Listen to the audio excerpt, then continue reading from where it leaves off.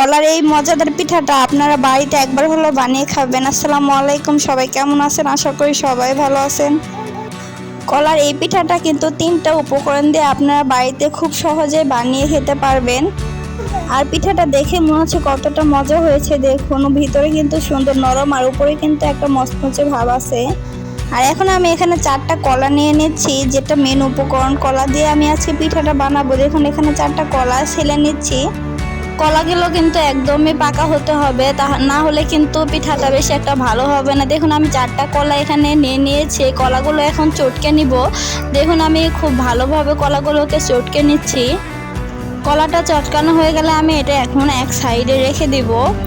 আর অন্যদিকে কিন্তু আমি চুলায় একটি প্যান বসিয়ে দিয়েছি। প্যানটা গরম হয়ে গেলে কিন্তু এখানে আমি আগে থেকে জাল করা লিকুইড গরুর দুধ নিয়ে নিয়েছি 1.5 কাপ পরিমাণ।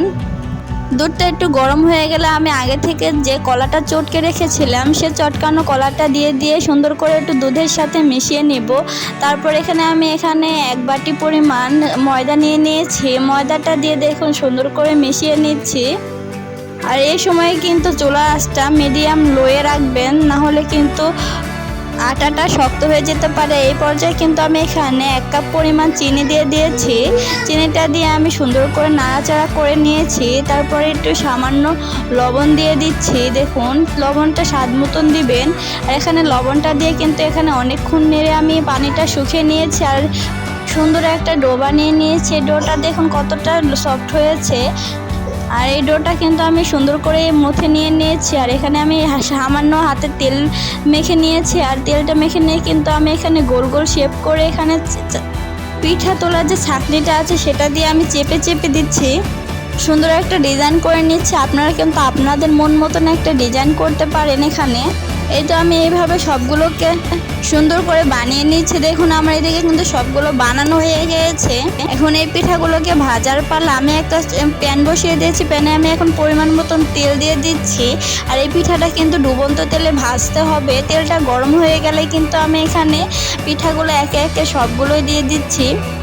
এখানেও কিন্তু চুলা আঁচটা মিডিয়াম রাখতে হবে, না হলে কিন্তু পুড়ে যেতে পারে আর উপর দিকে হবে আর ভিতর দিকে কিন্তু একটু কাঁচা থাকতে পারে। সেজন্য কিন্তু চুলা আঁচটা মিডিয়াম রাখবেন আর এভাবে উল্টে পাল্টে সুন্দর করে ভেজে নেবেন।